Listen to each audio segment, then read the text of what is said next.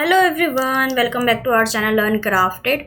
आई am Swati और आज हम बात करेंगे डीएलएड सेकेंड ईयर का सब्जेक्ट पीपीई यानी साइकोलॉजिकल पर्सपेक्टिव ऑफ एजुकेशन। ठीक है, इसके अंदर यूनिट 1 हो चुका है। जिसने नहीं देखा वो हमारे चैनल पे जाके देख सकता है और साथ ही में इस यूनिट के लास्ट में भी आपको एंड में मिल जाएगा प्लेलिस्ट। ठीक है, पीपीई का।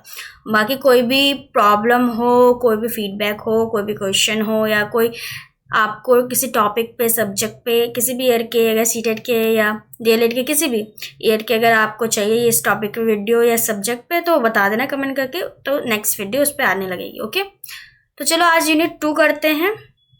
यूनिट 2 है डिटर्मिनेशंस एंड प्रोसेस ऑफ लर्निंग। ठीक है, तो चलिए स्टार्ट करते हैं यूनिट 2।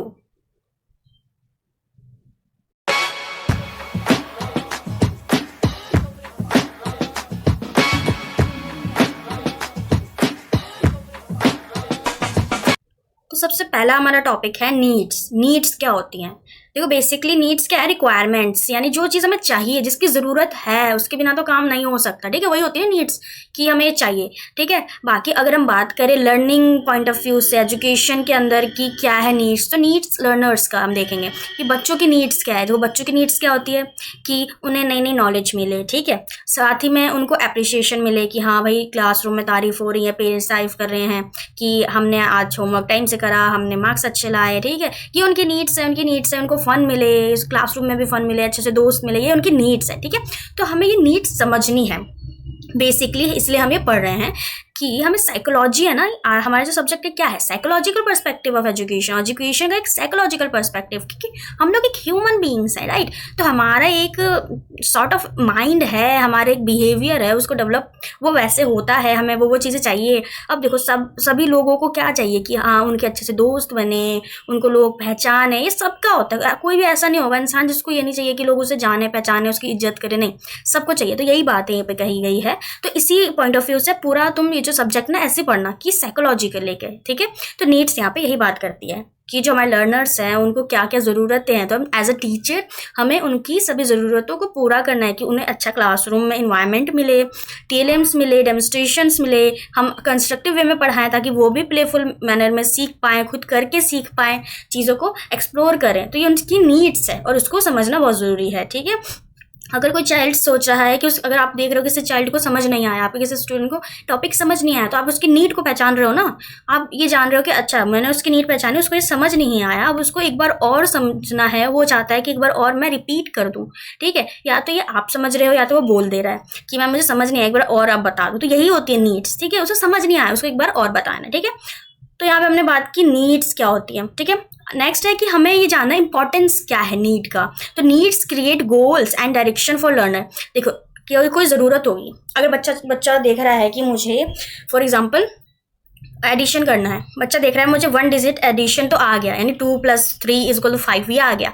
अब बच्चा चाह रहा है कि उसे 2 डिजिट एडिशन आए, उसे 3 डिजिट एडिशन आए। ठीक है, हंड्रेड्स को एडिशन करना आए। ठीक है, 2 3 5 को ऐड करना आए 4 3 6 से। तो ये अब उसे सीखना है। उसकी नीड क्या है कि उसको ये सीखना है। तो ये जो नीड है ना, ये तो ज़रूरत है ना, यही हमारा लास्ट में बच्चों क्या बन जाता है, गोल बन जाता है और सीखने का एक डायरेक्शन दे देता है नीड। यहाँ यही इंपॉर्टेंस यहाँ पे कहा गया है कि जो नीड होता है वो गोल क्रिएट करता है। अगर आपको ज़रूरत है कि आपको एक अच्छा अर्निंग प्लेटफॉर्म चाहिए, आपको अच्छी जॉब चाहिए, वो आपकी नीड है, क्योंकि आपको एक फाइनेंस चाहिए, राइट। तो वो नीड आपको एक डायरेक्शन देगा कि आप किसी फील्ड में काम करो। ठीक है, तो वही बताया कि नीड्स हमें एक डायरेक्शन देते हैं, गोल देता है कि हम नई चीज़ें सीख पाएँ, कर पाएँ। ठीक है, और विदाउट नीड नो इंटरेस्ट और एफर्ट विल हैपन। अगर कोई ज़रूरत ही नहीं है किसी चीज़ की, आपके पास सब है, आपके पास सारी नॉलेज है, आपके पास किसी चीज़ की कमी ही नहीं है, तो आपको किसी चीज़ में इंटरेस्ट भी नहीं होगा। इंटरेस्ट नहीं होगा तो आप कुछ नया सीखने की कोशिश ही नहीं करोगे, ऐसे बैठे रहोगे, राइट। तो ये भी बताया गया, तो इसलिए इंपॉर्टेंट है नीड। ओके, तो आप सबको समझ में आ गया नीड, ये नीड्स क्या होती हैं और इसका इंपॉर्टेंस क्या है। ठीक है, तो चलो नेक्स्ट टॉपिक पे चलते हैं। इंटरेस्ट। तो इंटरेस्ट क्या होता है? देखो इंटरेस्ट का मतलब होता है कि कोई चीज़ हमें पसंद आ गई है, पर्सनल लाइकिंग या प्रेफरेंस। और हम अगर एजुकेशन में बात कर रहे हैं तो कोई सब्जेक्ट हमको पसंद है, तो इसका मतलब क्या है, हमें उस सब्जेक्ट में इंटरेस्ट है, हमें उस सब्जेक्ट के बारे में जानना अच्छा लगता है, तो हमें उस सब्जेक्ट के बारे में इंटरेस्ट है, राइट। उस सब्जेक्ट को पढ़ना, एक्सप्लोर करना, सब उस सब्जेक्ट से रिलेटेड सब चीज़ें करना, जानना, सीखना पसंद है। यानी उस सब्जेक्ट, उस टॉपिक, उस एक्टिविटी भी हो सकती है कोई, राइट, कि आपको डांसिंग पसंद है, सिंगिंग पसंद है। इसका मतलब क्या है कि आपको इंटरेस्ट है, आप उसे करना चाहते हो। अगर डेली आप कुछ सिंग कर रहे हो, राइट, सिंगिंग कर रहे हो, डेली आप कोई सॉन्ग गा रहे हो, इसका मतलब है आपको सिंगिंग में बहुत इंटरेस्ट है। आप वो, कोई आपको फोर्स नहीं करता वो चीज़ करने का, आपको खुद से करना है, वो होती है इंटरेस्ट। आपको खुद से करना, आपको अच्छा लगता है, कुछ को कुकिंग अच्छी लगती है, राइट, तो ऐसे ही होता है। तो इंटरेस्ट ये है पर्सनल लाइकिंग, वो चीज़ आपको करना पसंद है, आप प्रेफर करते हो कि आप वो चीज़ करो अपने आप से, ठीक है। इंपॉर्टेंट क्यों है ये, देखो अगर किसी चीज़ में आपको इंटरेस्ट है तो होगा ना कि आप उस चीज़ के बारे में ज़्यादा एक्सप्लोर करोगे, तो ज़्यादा नॉलेज मिलेगी, ठीक है, तो नॉलेज आपकी बढ़ेगी, साथ ही में आप उस चीज़ पे अटेंशन दोगे, ठीक है। क्लासरूम में बात की जाए तो बच्चे डेली आएंगे, ठीक है, ये नहीं मिस करेंगे कि अरे आज तो वाली क्लास होगी, हमें इस क्लास में नहीं जाना। बच्चों का अगर आप इंटरेस्ट बढ़ाओगे हर सब्जेक्ट में, वो हर सब्जेक्ट की क्लास लेने आएंगे, ठीक है, डेली अटेंडेंस लगाएंगे कि डेली आएंगे, वो डेली पार्टिसिपेट करेंगे हर क्लास में, हर क्वेश्चन में, हर एक्टिविटी में। कैसे करेंगे, उनका इंटरेस्ट आपको बनाना पड़ेगा, इसलिए इंटरेस्ट बहुत ज़रूरी है। क्लासरूम में स्टूडेंट्स को सब्जेक्ट से हमें कनेक्ट करना पड़ेगा, ठीक है, इंटरेस्ट डेवलप करना पड़ेगा। और अगर इंटरेस्ट डेवलप होगा तो बच्चे खुद खुशी खुशी वो सब्जेक्ट सीखेंगे, ठीक है। साथ ही में अगर वो खुद ही सीख रहे हैं, वो खुद ही मोटिवेटेड है, घर जाके भी बता रहे हैं कि आज हमने ये सीखा, ये जाना, होमवर्क कर रहे हैं, इसका मतलब क्या है, वो जो लर्निंग है, वो जो नॉलेज है, वो लॉन्ग लास्टिंग बच्चों के माइंड में रहेगी, ठीक है। तो इसलिए बहुत इंपॉर्टेंट हो जाता है इंटरेस्ट, ठीक है। तो आप अपनी तरफ से भी लिख सकते हो इसमें इंपॉर्टेंस और भी, ठीक है। अब हम देखते हैं नेक्स्ट टॉपिक हमारा क्या है, एटीट्यूड। एटीट्यूड का मतलब क्या होता है, देखो जो हम अभी आजकल बहुत यूज़ होता है, एटीट्यूड बहुत है इसमें, ये वो तो नहीं होता एटीट्यूड का मतलब, ठीक है। देखो एटीट्यूड का मतलब होता है कि हमारा माइंडसेट, हमारी सोच कैसी है, हमारा नज़रिया कैसा है चीज़ों को देखने का, वो होता है एटीट्यूड। कुछ लोगों का पॉजिटिव एटीट्यूड हो सकता है, कुछ लोगों का नेगेटिव। कैसे, जैसे कि आपने देखा, कोई सिनेरियो देखा जहाँ पे बहुत स्ट्रेस है या कोई प्रॉब्लम आ रही है, हर दिन कोई नई नई प्रॉब्लम आ रही है। एक बंदा कह रहा है कि भाई ये तो रोज़ ही कुछ ना कुछ प्रॉब्लम आ रही है, सोच रहा हूँ कि इस जगह से छोड़ के चला जाऊँ मैं, ठीक है। तो यहाँ हम क्या कह सकते हैं, इसका एक नेगेटिव एटीट्यूड डेवलप हो गया है कि हर चीज़ से भागने का, ठीक है, किसी भी चीज़ का सामना नहीं करना, भागना है, ठीक है। वहीं दूसरा बंदा कह रहा है कि भाई आज ये प्रॉब्लम, कल ये प्रॉब्लम, परसों दूसरी प्रॉब्लम आ रही है, वो कह रहा है कोई बात नहीं, मैं इसको टैकल करने की कोशिश करूंगा क्योंकि एक अपॉर्चुनिटी की तरह है, मुझे कुछ ना कुछ सिखा के ही जाएगी। तो इसको हम क्या कहेंगे, इसका एक पॉजिटिव एटीट्यूड है, इसका जो नज़रिया है चीज़ों को देखने का, सोचने का, वो एक बहुत पॉजिटिव है। तो एटीट्यूड इसका बहुत पॉजिटिव है, इसका मतलब उसका देखने का, चीज़ों को देखने का नज़रिया, उसकी सोच बहुत पॉजिटिव है। तो एटीट्यूड का मतलब यही होता है। और यहाँ पे हम बात करें लर्नर्स की, तो लर्नर्स का एटीट्यूड, लर्नर्स का माइंडसेट, उनकी सोचने समझने देखने, किसी चीज़ को देखने का नज़रिया, ये सब होता है एटीट्यूड टुवर्ड्स लर्निंग, ठीक है। कि सीखना, कुछ नया सीखना है किसी को, तो कोई बच्चा कह रहा है अरे मुझे तो नहीं सीखना, रोज़ मैम आ जाती है पढ़ाने के लिए, तो इसका मतलब क्या है, उस बच्चे का एटीट्यूड ना नेगेटिव हो रहा है। आपको क्या करना है एज अ टीचर, आपको ऐसी क्लास डेवलप करनी है, लेसन प्लान डेवलप करने हैं, टीएलएम डेवलप करने हैं, ऐसे आपको खुद अपना को ऐसा बनाना है ताकि वो जो नेगेटिव बच्चे हो रहे हैं टुवर्ड्स लर्निंग, कि मुझे कुछ सीखना नहीं है, स्कूल नहीं जाना है, कुछ नहीं होता, स्कूल में बकवास होता है, उन बच्चों का नज़रिया चेंज हो, उन बच्चों का एटीट्यूड चेंज हो, उन एटीट्यूड यानी उनका माइंडसेट चेंज हो, सोचने समझने देखने की का नज़रिया, की लर्निंग से बोरिंग नहीं होती है, क्लासरूम, हमारी क्लास एक्टिविटीज़, स्कूल बोरिंग नहीं होता है। तो आपको ये करना है, ठीक है। तो यहाँ हम पढ़ रहे हैं एटीट्यूड इसीलिए पढ़ रहे हैं, ये ध्यान में रखना, ठीक है, कि आपको बच्चों का एटीट्यूड चेंज करना है, उनको चीज़ों को देखने का नज़रिया चेंज करना है, ठीक है। समझ में आ गया। अब इंपॉर्टेंस तो बहुत सारा हमने समझ लिया, राइट, क्योंकि अगर आपका पॉजिटिव एटीट्यूड होगा, बच्चों का आप पॉजिटिव एटीट्यूड बना दोगे, ठीक है, तो उससे क्या होगा, बच्चों की लाइफ बहुत पॉजिटिव हो जाएगी, उनका बेटर परफॉर्मेंस होगा लर्निंग में, वो अच्छे मार्क्स लाएंगे, चीज़ों को अच्छे से समझ पाएंगे, एजुकेटेड पर्सन बनेंगे, साथ ही में वो बहुत सारे स्किल्स डेवलप करेंगे अपने अंदर, राइट, अगर वो पॉजिटिव है, ठीक है। और अगर नेगेटिव एटीट्यूड रहेगा तो क्या होगा, उनका इंटरेस्ट पहले तो खत्म हो जाएगा चीज़ों से, ठीक है, वो लैक ऑफ इंटरेस्ट होगा, सारा कॉन्फिडेंस भी डाउन हो जाएगा, क्योंकि नेगेटिव चीज़ें हमेशा कॉन्फिडेंस डाउन करती हैं। इसलिए आपको बच्चों को हमेशा एक पॉजिटिव एटीट्यूड डेवलप कराने में मदद करना है, उनका इंटरेस्ट डेवलप कराना है, ठीक है। तो यहाँ पे हमने पढ़ा एटीट्यूड क्या होता है, एटीट्यूड क्यों इंपॉर्टेंट है, और हमें एज अ टीचर क्या क्या करना चाहिए, ठीक है। तो अब हम देखते हैं हमारा नेक्स्ट टॉपिक, मोटिवेशन, मोटिवेशन के बारे में तो आप सबको पता है राइट, कि वो जो एक पावर होती है मोटिवेशन के आने की, एक पावर जो या तो अंदर से आ रही है, आपके अंदर से मन कर रहा है ये चीज़ करूँ, या तो बाहर से आ रही है कि ये चीज़ मिलेगी तो करूँ, और आप वो चीज़ कर रहे हो, वो एक्ट कर रहे हो, वो चीज़ परफॉर्म कर रहे हो, वो लर्निंग कर रहे हो, तो उसी चीज़ को हम कहते हैं मोटिवेशन, कि एक इंटरनल या एक्सटर्नल फोर्स है जो कि बच्चों को पुश कर रहा है लर्निंग के टूवर्ड्स, कि बच्चा लर्न करे, कुछ नई नई चीज़ें सीखे, उससे हम कहते हैं मोटिवेशन राइट। कि अगर आप बच्चों को मोटिवेटेड रखोगे, इंटरनली आप कहोगे कि आपको अगर ये सब्जेक्ट्स पढ़ने हैं, आप इतने सारे अच्छे अच्छे मार्क्स लाओगे तो हम आपको ये प्राइज़ देंगे, या जो बच्चे अच्छा मार्क्स लाएंगे इस हफ्ते वो उसको एक स्टार मिलेगा, एक बैच मिलेगा लगाने के लिए राइट। या जो बच्चे डेली अच्छा होमवर्क करके रहेंगे क्लियर राइटिंग में, तो उन बच्चों को मैं गुड दूंगी, वेरी गुड दूंगी, स्माइली दूंगी। तो ये सब क्या है, ये सब मोटिवेशन है ना, कि अच्छा मैम बोल रही है कि हमें गुड मिलेगा, वेरी गुड मिलेगा, स्टार मिलेगा, तो हम एक अच्छा परफॉर्मेंस दें क्लासरूम में, हम अच्छे से लर्न करें, मार्क्स अच्छे लाएं, अच्छे हैंड राइटिंग में काम करें, और जो मैम कह रही है वो करें, ठीक है, तो वो मोटिवेटेड रहेंगे। और साथ ही में आप उन्हें इंटरनल मोटिवेटेड रहना भी सिखा रहे हो, कि देखो अगर आप मैथ्स सीखोगे, अगर आप इंग्लिश हिंदी जैसे लैंग्वेजेस सीखोगे, तो आगे आपको ये यूज़ करने में बहुत मदद मिलेगी, आप इससे कहीं भी कैसे भी चीज़ों को सॉल्व कर सकते हो, तो वो इंटरनली भी मोटिवेटेड होंगे कि हाँ भाई हमें तो सीखना है, हमें ये सारी चीज़ें जाननी है, क्योंकि हमें सबको बताना है, ठीक है। तो ऐसे ही होता है, तो इसलिए मोटिवेशन भी बहुत ज़रूरी है। एज अ टीचर आपको पता होना चाहिए कि बच्चों को मोटिवेटेड कैसे रखना है और मोटिवेशन क्यों ज़रूरी है, ठीक है।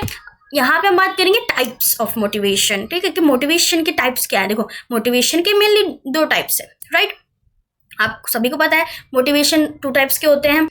पहला होता है इंट्रिंसिक मोटिवेशन, यानी कि जो अंदर से आपको आ रही है फीलिंग कि मुझे ये चीज़ करनी है, ये चीज़ करने में मुझे अच्छा लगता है। तो उसी तरह बच्चों को अंदर से फीलिंग आ रही है कि मुझे, जैसे अब एग्जांपल है कि जैसे मैथ्स बहुत पसंद है, तो किसी को आ रही है कि मैं जब मैथ्स करता हूँ मुझे बहुत अच्छा लगता है, ठीक है। कोई कह रहा है मुझे ना कविताएं पढ़नी बहुत पसंद है, जैसे मुझे हिंदी सब्जेक्ट बहुत पसंद है, जिसमें बहुत अच्छी अच्छी कविताएं होती है, कहानियाँ होती हैं, जिसमें बहुत कुछ सीखता हूँ, और मैं ना इमेजिन भी कर पाता हूँ कि अच्छा कहानी में यही हो रहा है, तो मैं वो सिनेरियो इमेजिन कर पाता हूँ। ऐसे तो उस बच्चे को हिंदी पसंद है, ऐसे बच्चे को खुद वो करना पसंद है, किसी को एक्टिंग करना पसंद है, किसी को dancing, singing, art and craft करने में उसे अच्छा लग रहा है, तो वो खुद कर रहा है, कुछ बोल नहीं रहा है। कुछ बच्चे आप देखते हो खुद ही ड्राइंग करते रहते हैं, क्योंकि ना पसंद है, कोई बोल नहीं रहा है कि बच्चों तुम ड्राइंग करो, तुम अपनी फाइन मोटर स्किल्स डेवलप करो, नहीं, वो खुद कर रहा है। आप देखोगे कि आप बच्चा खुद ही कर रहा है, उसको कहते हैं इंट्रिंसिक मोटिवेशन। बच्चों में भी इंट्रिंसिक मोटिवेशन होता है कोई चीज़ करने को, ठीक है। बाकी दूसरा है हमारा एक्सट्रिंसिक मोटिवेशन। ऑब्वियसली एक्सट्रिंसिक नाम है, यानी एक्सटर्नल मोटिवेशन है, जो बाहर से मिल रहा है, कोई रिवॉर्ड मिल जाएगा, ठीक है, कोई प्राइज मिलेगा, हमको मार्क्स अच्छे मिलेंगे, सब लोग तारीफ करेंगे, क्लैपिंग मिलेगी, वाहवाही मिलेगी, तो इसलिए बच्चा वो काम करता है, ठीक है। तो ये 2 टाइप ऑफ मोटिवेशन होते हैं, ओके। अब हम बात करते हैं हमारा नेक्स्ट टॉपिक। नेक्स्ट क्या है, रोल इन लर्निंग। देखो इसमें पहले तो है कि लर्नर्स जो हमारे हैं फोकस्ड रहेंगे। अगर बच्चा अच्छे से मोटिवेटेड है, ठीक है, तो क्या होगा, वो फोकस रहेगा काम को लेके, एक्टिव रहेगा काम को लेके, उसको सारी चीज़ें करनी होंगी, उसे कंप्लीट करना होगा टाइम से काम, ठीक है, ताकि चाहे उसको बाहर एक्सटर्नल मोटिवेशन है कि उसको अवार्ड वगैरह मिलेगा, अच्छे मार्क्स मिलेंगे तो तारीफ मिलेगी, या फिर उसको अंदर से मन करता है कि उसे ये काम करना पसंद है, ठीक है, या फिर उसको इंटरेस्ट है, उसको करना है, उसको लगता है कि इससे मुझे मेरी लाइफ में अच्छा मिलेगा, मैं सबको बता भी पाऊंगा, तब भी वो काम करता है, राइट।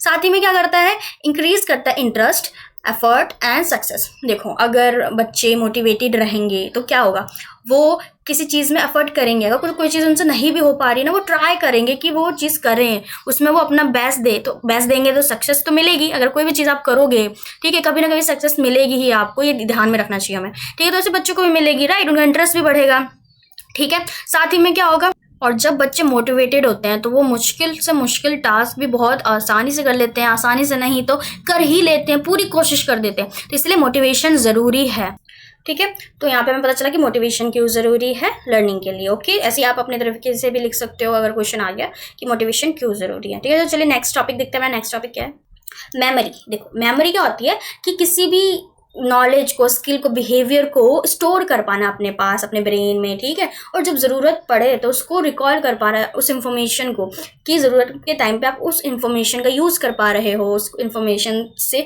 आप कुछ अच्छा कर पा रहे हो, ठीक है। तो उसी तरह होता है कि जैसे हमारे, जैसे आप लिखते हो लैपटॉप, फ़ोन में भी क्या होती है, मेमोरी होती है ना, राइट। तो मेमोरी वही होती है, ठीक है, कि किसी भी इन्फॉर्मेशन को, नॉलेज को आपने अच्छे से स्टोर कर रखा है, और जब भी ज़रूरत हो तब आप उसको ला सकते हो, उसको यूज़ कर सकते हो, वो कहीं गुम नहीं हुई है। बाकी रिवीजन वगैरह से मेमोरी और स्ट्रॉन्ग हो जाती है, ठीक है।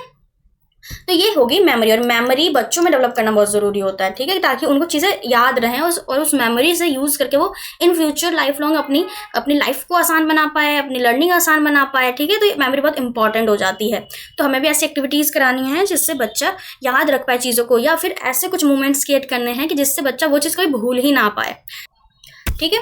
तो मेमोरी यही होगी कि कभी आपको कोई ऐसा मोमेंट हुआ हो जहाँ आपको वो स्किल काम आई हो, कोई स्किल आपने सीखी हो, उस समय वो काम आई हो, ठीक है। तो वही होता है मेमोरी की कोई चीज़ पुरानी आपको याद है, कोई जो आपने याद कर रखा है वो स्टोर है वो, और वो टाइम पे आप उसे ला सकते हो, ठीक है। इसके टाइप्स हैं, 3 टाइप ऑफ मेमोरी है यहाँ पे।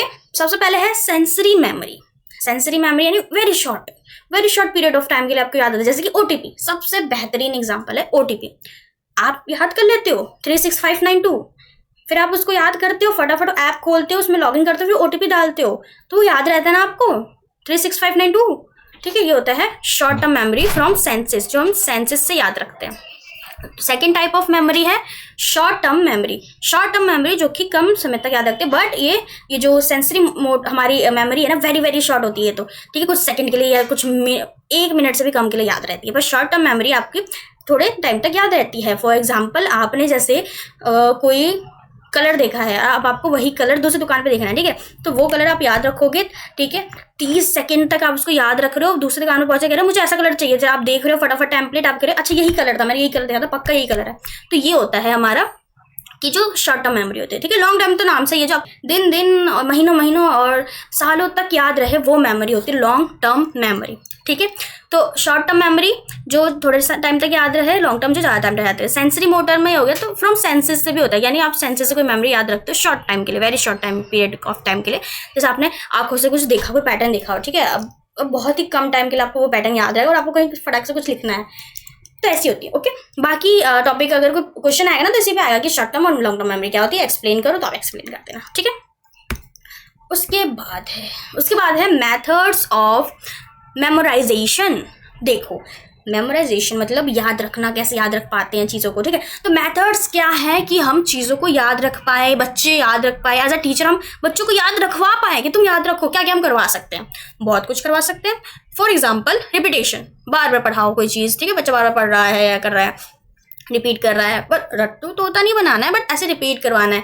जैसे कोई वर्ड है वो बहुत ही मुश्किल है तो बच्चों को रिपीट कराओगे, बच्चों को बोलना सीख जाए, क्योंकि रिपीटेशन से चीज़ें हमें याद होती है, मेमोरी में हमारे याद हो जाती है, ठीक है। वैसे ही मिमोनिक्स, ठीक है, कुछ ट्रिक वगैरह होते हैं ना, जैसे मिमोनिक्स छोटे छोटे ट्रिक बना देते हैं, ठीक है, तो वैसे ही हो जाता है हमारा। मिमोनिक्स भी बना सकते हैं कि बच्चे याद रख पाए, कोई सीरीज़ में कोई चीज़ है तो हम बच्चा कैसे याद रखेगा। 4 मेथड्स हैं सीरीज़ में, उसको कैसे याद रखना है, तो हमने LMSQ रख दिया, LMSQ याद रखो बच्चों, ठीक है। जैसे हमारा भी है ना लर्निंग स्पीकिंग रीडिंग राइटिंग वाला, तो वो क्या है, मेमोरी की तो है, ठीक है। तो उसी तरीके से, और देखो विजुअलाइजेशन बहुत अच्छा मेथड है जिससे हम अपनी मेमोरी भी स्ट्रॉन्ग कर सकते हैं, और साथ ही में हमें बहुत सारी चीज़ें याद रहती है एक बार में, ठीक है। पिक्चर्स, कोई भी इमेजेस बच्चों को दिखाओगे ना तो उसमें से बहुत सारी चीज़ें बहुत ज़्यादा % तक बच्चों को याद रहेंगी, इसलिए बहुत ही स्ट्रॉन्ग मेथड माना गया है। आप भी देखना, आपको भी वैसी चीज़ें याद रहेंगी, जैसे कोई भी स्टोरी वगैरह है, ठीक है, उसमें पिक्चर है, आपको याद रहेगा, वो कॉन्सेप्ट याद रहेगा। अगर मैं कोई ऐसी कोई एनिमेटेड वीडियो बना दूँ ना तो वो पूरे चैप्टर की, तो आपको पूरा चैप्टर 1 to 1 याद रहेगा, ठीक है। तो इसलिए कहते हैं कि विजुअलाइजेशन से भी होता है, मेमोरी में बहुत इफेक्ट पड़ता है। अगर आपकी कोई मेमोरी है पुरानी, उसको आप बार बार याद करोगे ना, हर 2 दिन में आपने उस मोमेंट को याद कर लिया, उस सीन को याद कर लिया बार बार, तो वो ना याद ही रह जाएगी। इसलिए कहते हैं कि जब कोई चीज़ भूलना हो तो उसको बार बार याद ना ही करना चाहिए, ठीक है। और साथ में मेथड एक और है कि ग्रुपिंग या चंकिंग, यानी डाटा को ग्रुप में याद रखो, ठीक है। ऐसे कोई आपने को कुछ देखा भी होगा कि ग्रुप में कुछ चीज़ों को हम याद रख पाते हैं, तो ऐसे बहुत सारी चीज़ें आप कर सकते हो मेमोरी बढ़ाने के लिए, ठीक है। तो अगर क्वेश्चन आए तो आप ये बता देना, ठीक है। नेक्स्ट टॉपिक देखते हैं, नेक्स्ट क्या है, फॉरगेटिंग का मतलब क्या होता है, फॉरगेट यानी भूल गया, आपको भी याद नहीं, जो आपने याद रखी थी ना, कोई इन्फॉर्मेशन आपने याद रखा था, वो इन्फॉर्मेशन अचानक से आप भूल गए, अब उस इन्फॉर्मेशन का एक पार्ट भी आपको याद नहीं आ रहा है, आप याद करना चाह रहे हो पर वो याद ही नहीं आ रहा है, कुछ भी कर लो याद ही नहीं आ रहा है, उसको तो फॉरगेटिंग है। फॉरगेटिंग इज द लॉस और इनएबिलिटी टू रिकॉल इन्फॉर्मेशन, आप उस इन्फॉर्मेशन को रिकॉल नहीं कर पा रहे, वापस याद नहीं कर पा रहे, ठीक है। ये होता है फॉरगेटिंग, बच्चे भी बार बार भूल जाते हैं, इसलिए डेली क्लासरूम में रिवीजन कराना बहुत जरूरी है, जो पिछली क्लास में हुआ था, ठीक है। अब कॉजेज भी देख लेते हैं फॉरगेटिंग का। तो पहले तो लैक ऑफ रिवीजन, बच्चा रिवाइज नहीं करेगा। 2-3 दिन हो गए आपको बच्चे को काउंटिंग करवाए, टेबल करवाए, ठीक है, तो वो 2 2 5 तक तो याद है, उसके आगे इसको याद ही नहीं है, ठीक है। तो इसका मतलब क्या है कि आपने उसको डेली रिवाइज नहीं करवाया, इसलिए नहीं याद है। तो रिवीजन से हम भूल जाते हैं अगर हम रिवीजन नहीं करेंगे तो, ठीक है। साथ ही में स्ट्रेस और एंग्जाइटी से भी होता है कि हम बहुत सी चीज़ अचानक से भूल जाते हैं। हमें याद होती है, ठीक है, पर वो स्ट्रेस के माहौल में या फिर जब बहुत ज़्यादा एंग्जाइटी है कहीं पे और अचानक से आपको याद नहीं आ रहा कि क्या था पासवर्ड इसका, क्या था, ऐसा होता है ना, तो उससे भी हम बहुत सी चीज़ें भूल जाते हैं। तो स्ट्रेस एंग्जाइटी से हम बहुत सारी चीज़ें भूल जाते हैं। तो फॉरगेटिंग का ये भी एक कारण है, ठीक है। लैक ऑफ इंटरेस्ट, अब आपको इंटरेस्ट ही नहीं है सीखने में, ये वाला सब्जेक्ट पढ़ने में, तो हो सकता है आप इसको 1-2 महीने बाद भूल जाओ, ठीक है, भूल जाओ तो 1% भी याद ना है कि क्या है पढ़ा था, इसका नाम भी क्या था, सब्जेक्ट ये भी भूल जाओ। तो इंटरेस्ट नहीं होगा बच्चों किसी सब्जेक्ट में तो ऑफकोर्स वो फॉरगेट कर जाएंगे, चीज़ों को भूल जाएंगे, ठीक है। तो इसलिए फिर उनके मार्क्स पे, उनके परफॉर्मेंस पे, लर्निंग पे इफेक्ट पड़ेगा, ठीक है। साथ ही में इंटरफेरेंस ऑफ न्यू इन्फॉर्मेशन, हो सकता है कि कोई नया इन्फॉर्मेशन आ गया, ठीक है, ये इन्फॉर्मेशन बहुत पुराना हो गया, नया इन्फॉर्मेशन आ गया तो बच्चा भूल चुका है कि ऐसा भी कुछ पढ़ा था हमने या कुछ ऐसा, ठीक है, तो वो हो सकता है। तो ये सब कारण होते हैं फॉरगेटिंग के कि भूलने के, ठीक है। आप अपनी तरफ से भी लिख सकते हो। यहाँ पे है वेज टू मिनिमाइज फॉरगेटिंग, यानी भूल जो हम भूल रहे हैं ना वो कम से कम भूले, उसके लिए क्या क्या वेज हो सकते हैं, हम क्या क्या कर सकते हैं। वही बात है, पहले रेगुलर रिवीजन कराओ, रेगुलर बेसिस पे बच्चा उस चीज़ को 2-3 दिन बाद फिर से रिवाइज करे जो उसने पहले 1-2 दिन पहले पढ़ा था, ठीक है। और टेकिंग ब्रेक्स वाले स्टडिंग, बच्चों ब्रेक्स लें पढ़ाई के बाद या पढ़ाई के बीच में ही, अगर आपको लेसन डिलीवर करे उसके बीच में छोटी छोटी एक्टिविटीज़ भी परफॉर्म हो, जिससे बच्चे को एक्टिविटीज़ करेगा ना बच्चा तो माइंड थोड़ा फ्रेश होगा और साथ ही में उसको जो पहली चीज़ है वो याद रहेगी और माइंड फ्रेश होने के बाद जो न्यू आप इन्फॉर्मेशन दे रहे हो बच्चों को वो भी लॉन्ग टर्म तक याद रहेगी और बच्चा भूलेगा नहीं, ठीक है। साथ ही में अच्छे से नोट्स बनाओ, ट्रिक्स वगैरह यूज़ करके, सिम्बल्स वगैरह यूज़ करके, कलर्स का यूज़ करके, हाईलाइट करके अच्छे से। तो इससे क्या होता है ना, इससे चीज़ें ना क्या हमारी मेमोरी को स्ट्रॉन्ग बनाती है, पता ना, क्योंकि विजुअलाइजेशन पता है हम देख के बहुत सी चीज़ें से याद रख पाते हैं, तो वही होता है, ठीक है। और स्ट्रेस वगैरह कम से कम दो बच्चों को, ठीक है। जैसे एग्जाम टाइम में ज़्यादा होता है तो बच्चे भूल ही जाते हैं, कहते हैं अरे सुबह ही तो पढ़ाते हैं क्वेश्चन भूल ही गए, तो इसलिए ऐसा होता है, ठीक है। अब हम पढ़ेंगे बहुत इंपॉर्टेंट टॉपिक, ध्यान से पढ़ना इसको, ठीक है, क्योंकि ये इंपॉर्टेंट है। Transfer of learning, transfer of learning means using previously learned knowledge in a new situation. Learning का ट्रांसफर हो रहा है, जो हमने पहले सीखा था, जाना था, उसका हम यूज कर रहे हैं नई सिचुएशन में, ठीक है। इसी को कहते हैं ट्रांसफर ऑफ लर्निंग, यानी कि एक टॉपिक का ज्ञान आपको है, ठीक है, उसको आप दूसरे टॉपिक के अंदर यूज कर पा रहे हो, ठीक है। अगर आपने कहीं ड्राइंग में कोई चीज़ बनाई थी पैटर्न से रिलेटेड, तो अब आप उस पैटर्न से रिलेटेड मैथ्स के क्वेश्चन सॉल्व कर पा रहे हो, तो आप उसको कनेक्ट कर पा रहे हो, तो इसी को हम कह सकते हैं ट्रांसफर ऑफ लर्निंग। लर्निंग हमेशा ट्रांसफर होता है, आपने जो पुराना कुछ सीखा है ना पहले, वो नई नई सिचुएशन में आप उसे यूज कर सकते हो, ठीक है। अब हम आगे देखते हैं, आगे है टाइप्स। देखो इसके अंदर भी आपको टाइप्स मिल जाएंगे। ये देखो 3 टाइप ऑफ हमारे ट्रांसफर्स होते हैं, ठीक है। पहला है पॉजिटिव ट्रांसफर। पॉजिटिव यानी कि हमने कोई चीज़ सीखी है, ठीक है, वो हमें काम आ रही है दूसरी चीज़ जो हम सीख रहे हैं। जैसे एक स्किल हमने सीखी है, हमें थोड़ी सी टाइपिंग वगैरह आती है लैपटॉप पे, कंप्यूटर पे, ठीक है, तब अब वो जो नॉलेज है ना वो आपको हेल्प करेगी जब आप कोई भी कोडिंग वगैरह करोगे, क्योंकि उसमें भी टाइप करना होता है। तो आपको जो हेल्प, आपको पता है ना कीबोर्ड पे कैसे हाथ चलता है, आपको पता है, आपको कहाँ कहाँ कौन सा अल्फाबेट है, थोड़ा सा आइडिया है थोड़ा सा, तो वो नॉलेज कहाँ आपको हेल्प करेगी, आपको IT के सेक्टर में बहुत हेल्प करेगी, या कभी PPT वगैरह बना रहे हो उसमें हेल्प करेगी। तो नॉलेज का पॉजिटिव ट्रांसफर ये होता है कि सीखी हुई चीज़ जो है ना वो आपको इन फ्यूचर कहीं ना कहीं हेल्प कर रही है, ठीक है। ये बात होगी पॉजिटिव ट्रांसफर, ठीक है। नेगेटिव ट्रांसफर यानी जो हमारी पुरानी लर्निंग है वो हमें इतना काम नहीं कर रही है, उल्टा हमें ना कंफ्यूज कर रही है, ठीक है। फॉर एग्जांपल हमने भी एक्सपीरियंस किया है, जैसे कि हिंदी ग्रामर के रूल्स है वो हमेशा कंफ्यूज करते हैं इंग्लिश में जाके। कभी कभी हम सोचते हैं कि अरे ग्रामर ही तो है, हिंदी ग्रामर पढ़ लो इंग्लिश ग्रामर भी आ जाएगी, पर नो, ये एक नेगेटिव ट्रांसफर है, क्योंकि हिंदी लैंग्वेज उसके रूल्स रेगुलेशन सब अलग है, इंग्लिश के रूल्स अलग हैं, उसमें कुछ ऐसी चीज़ें भी दिखेंगी जो आपको थोड़ी नॉनसेंस भी लग सकती है कि क्या ऐसा भी होगा, ठीक है। तो जैसे हिंदी में कोई मात्रा है ई की, अब ई की मात्रा कहीं भी लगेगी वो ई कहलाएगी, राइट, बट इंग्लिश में ऐसा नहीं है, ठीक है, क्योंकि वहाँ पे अगर कोई भी चीज़ है, ठीक है, जैसे BUT बट इंग्लिश में है, ठीक है। अब आपने पढ़ लिया बट ऐसे ही साउंड करेगा, अब वहाँ पे सी लगा दो कट, ये भी ऐसे साउंड करेगा, बट अगर आप वहाँ पे पी लगा दो PUT तो वो पट होना चाहिए ना, पर वो पुट होगा, उसका इंग्लिश में हमारा जो प्रोनाउंसिएशन होगा वो पुट होगा। तो इस तरह से कंफ्यूज हो रहा है ना हम लोग थोड़ा कंफ्यूज आ रहा है, ये क्या है, इसमें थोड़ा अलग रूल्स है, तो इसी को कहते हैं कि नेगेटिव ट्रांसफर हो रहा है। तो वो नॉलेज, वो स्किल्स जिसका नेगेटिव ट्रांसफर हो रहा है, या वो चीज़ हमें कंफ्यूज कर रही है किसी और नॉलेज में, एक प्रीवियस नॉलेज, पुरानी नॉलेज हमें कंफ्यूज कर रही है, तो इसको कहते हैं नेगेटिव ट्रांसफर, ठीक है, समझ में आया।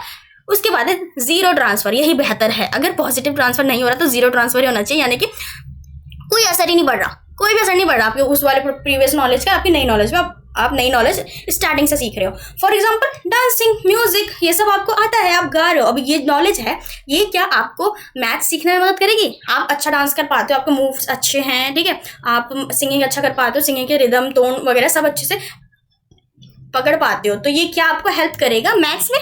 नहीं। क्या आपको ये नेगेटिव इफेक्ट करेगा? नहीं। पॉजिटिव? नहीं। इसका मतलब जीरो ट्रांसफर। इसकी नॉलेज अलग है, सेपरेट है, मैथ्स की नॉलेज अलग है, उसके प्रॉब्लम सॉल्विंग अलग है, उसके रूल्स अलग है, वो सेपरेट है, कोई ट्रांसफर नहीं हो रहा। इसे कहते हैं जीरो ट्रांसफर ऑफ नॉलेज, ठीक है।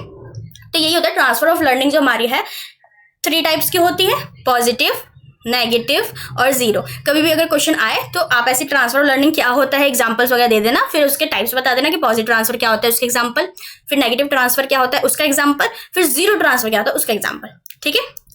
आई होप आपको अच्छे समझ में आ गया होगा। कोई भी कंफ्यूजन हो तो कमेंट करके पूछ लेना, ठीक है। नेक्स्ट है यहाँ पे इम्प्लीकेशन इन लर्निंग। अब ये जो ट्रांसफर नॉलेज होता है, ये जो कॉन्सेप्ट है, इसका इम्प्लीकेशन क्या है, इसका महत्व क्या है लर्निंग को, ज्ञान को सीखने में क्या महत्व है इसका। पहले तो teachers should link new learning to old learning. इसमें हम लोग जब लेसन प्लान बनाते हैं उसमें लिखा जाता है ना, प्रीवियस नॉलेज से हमने नई नॉलेज को क्रिएट किया, कनेक्ट किया, ठीक है, बच्चे की प्रीवियस नॉलेज चेक की, ऐसे टॉपिक से होते हैं ना। तो ये इसी टॉपिक से निकला है कि हम टीचर्स क्या है लिंक करेगा प्रीवियस नॉलेज को बच्चे की न्यू नॉलेज से। हमें भी यही सिखाते हैं कि बच्चों से पहले पूछो कि उसने कलर्स देखे हैं पहले, शेप्स देखे हैं पहले, एनिमल्स देखे हैं पहले, नंबर्स के बारे में वो जानता है पहले, कि फिर उसके बाद नई नई चीज़ें उसको बताओ, सिखाओ, ठीक है। तो वही होता है, तो ये हेल्प करता है ट्रांसफर ऑफ लर्निंग बहुत ज़्यादा, ठीक है। साथ ही में क्या होता है, हम रियल लाइफ एग्जांपल्स बच्चों को दे सकते हैं कि देखो बच्चों, रियलिटी में भी आपको डॉग, एनिमल्स, प्लांट्स ऐसे दिखते हैं ना, ये देखो हमारी बुक में भी ऐसा ही है। तो आप कनेक्ट कर रहे हो ना बच्चों की रियल लाइफ से, तो वही होता है, रियल लाइफ एग्जाम्पल्स से भी आप कनेक्ट कर पाते हो, ठीक है। क्रॉस सब्जेक्ट एक्टिविटीज़ भी हो पाती हैं, साथ ही में रियल लाइफ से कनेक्ट करते हो, पुरानी नॉलेज को नई नॉलेज से कनेक्ट करते हो, साथ ही में एक सब्जेक्ट को दूसरे सब्जेक्ट से भी कनेक्ट करते हो। ये भी आता है ट्रांसफर ऑफ लर्निंग में, ठीक है, याद रखना। ट्रांसफर ऑफ लर्निंग में ये भी आता है कि आप एक सब्जेक्ट को दूसरे सब्जेक्ट से कनेक्ट भी करते हो, ओके। तो आप जैसे कोई कॉन्सेप्ट है आपका मैथ्स का, ठीक है, उसके अंदर शेप वगैरह आ रहे हैं, कलर्स आ रहे हैं, डिफरेंट टाइप ऑफ, ठीक है। तो आप क्या करते हो, आप बोलते हो कि बच्चों आपने ड्राइंग की थी ना, आपने सर्कल बनाया था, उसमें मून बनाया था, चांद वगैरह बनाया था, तो वो कैसा दिख रहा था, सर्कल था थोड़ा सा, राइट। तो वैसे बच्चों से कनेक्ट करवा सकते हो आप, ठीक है। आई होप आपको ये टॉपिक समझ में आ गया होगा। अब चलते हैं हमारे नेक्स्ट टॉपिक पे, लास्ट टॉपिक है हमारा, ठीक है। तो हमारा लास्ट टॉपिक है factors affecting memory, forgetting and transfer of learning. अब ऐसे फैक्टर्स बताने हैं, ऐसे कारण बताने हैं जो अफेक्ट करते हो मेमोरी को, फॉरगेटिंग को और ट्रांसफर ऑफ लर्निंग को। यानी हमारी मेमोरी जो हम याद रखते हैं, हम बहुत देर तक हमारी याददाश्त, हम चीज़ों को याद रख पाते हैं, उस चीज़ को, फॉरगेटिंग जो चीज़ हम भूल जाते हैं उसको, और ट्रांसफर ऑफ लर्निंग यानी कि हमारी जो पुरानी नॉलेज है वो कैसे नई नॉलेज से कनेक्ट करती है, नहीं करती है, पुराने एक सब्जेक्ट दूसरे सब्जेक्ट से कनेक्ट करता है, नहीं करता, रियल लाइफ हमारी बुक से कनेक्ट करती है नहीं करती, ये ट्रांसफर ऑफ लर्निंग है। 3 चीज़ें याद रखना। तो ये सब चीज़ें memory, forgetting, transfer of learning की क्या क्या फैक्टर्स है जो अफेक्ट करते हैं इनको, क्या क्या चीज़ें हैं जो इनको प्रभाव डालती है, इन पे प्रभाव डालती है, तो वो जानेंगे हम, ठीक है। आप अपनी तरफ से भी लिख सकते हो और हम यहाँ पे भी पढ़ने जा रहे हैं, ठीक है, कि आपको याद रहे, ओके।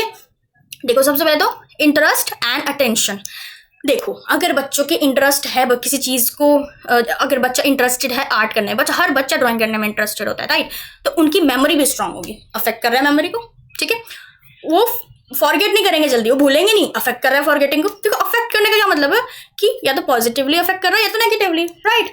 तो इसी तरह इंटरेस्ट और अटेंशन उनकी मेमोरी को, फॉरगेटिंग को, ट्रांसफर ऑफ लर्निंग को अफेक्ट करता है। अगर वो किसी चीज़ में इंटरेस्ट है तो वो चीज़ वो याद रखेंगे, नहीं है तो नहीं रखेंगे। अटेंशन है, किसी चीज़ में वो बहुत ज़्यादा अटेंशन दे रहे हैं तो उस चीज़ को याद रखेंगे लॉन्ग टर्म तक, नहीं दे रहे तो नहीं याद रखेंगे, राइट।